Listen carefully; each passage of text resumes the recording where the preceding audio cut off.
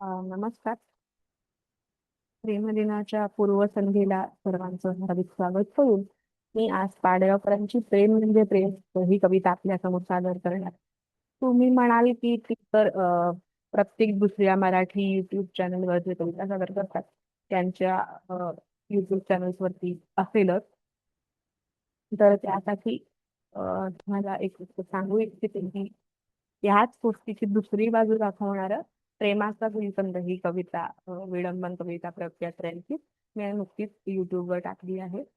अ, खरं तर हा त्या कवितेचा पूर्वार्ध आहे, पण तो उशिरा टाकला जाणार आहे कारण काहीतरी तांत्रिक अडचणी होत्या.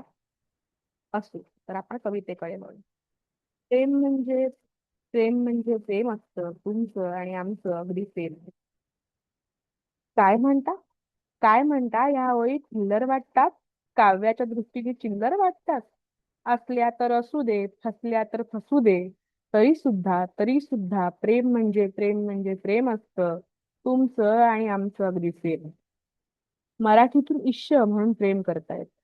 मराठीतून इश्य म्हणून प्रेम करता येतं. उर्दूमध्ये इश्क म्हणून प्रेम करता येतं. उर्दूमध्ये इश्क म्हणून प्रेम करता येतं.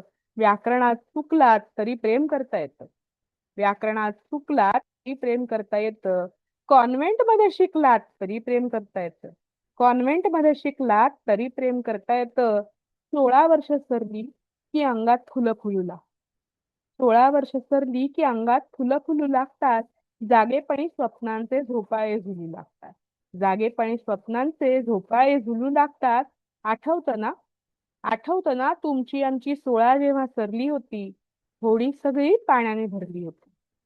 आठवतं ना तुमची आमची 16 जेव्हा सरली होती, होडी सगळी पाण्याने भरली होती. लाटांवर बेभान होऊन नाचलो होतो. होडी सकट बुडता बुडता वाचलो होतो. होडी सकट बुडता बुडता वाचलो होतो. बुडालो असतो तरी सुद्धा चाललं असतं. बुडालो असतो तरी सुद्धा चाललं असतं. प्रेमानेच अलगद वर काढलं असतं. प्रेमाने अलगद वर काढलं असतं. तुम्हाला ते कळलं होतं. तुम्हाला ते कळलं होतं, मला सुद्धा कळलं होतं. तुम्हाला ते कळलं होतं, मला सुद्धा कळलं होतं. कारण कारण प्रेम म्हणजे प्रेम असतं तुमचं आमचं अगदी सेम असतं. प्रेम बिन झूट असतं असं म्हणणारी माणसं भेटतात.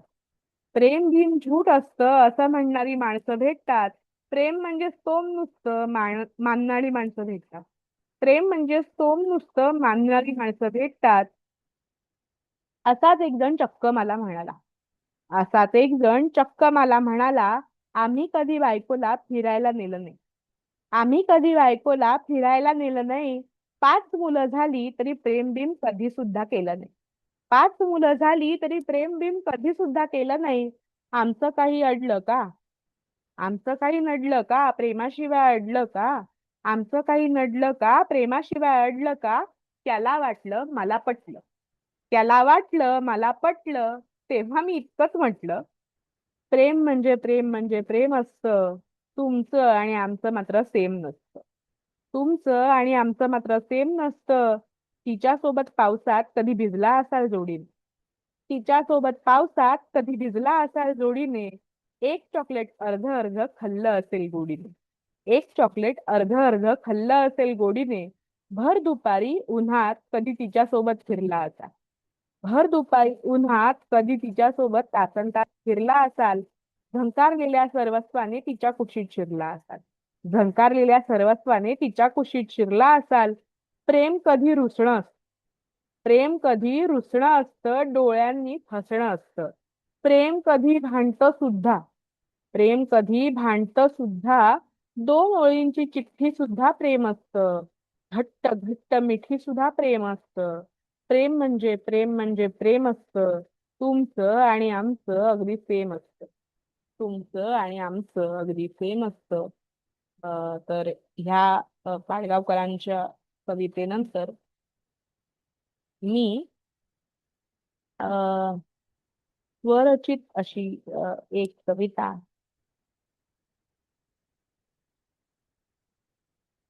अर्थ प्रेमाचा अर्थ नावाची सादर करतात.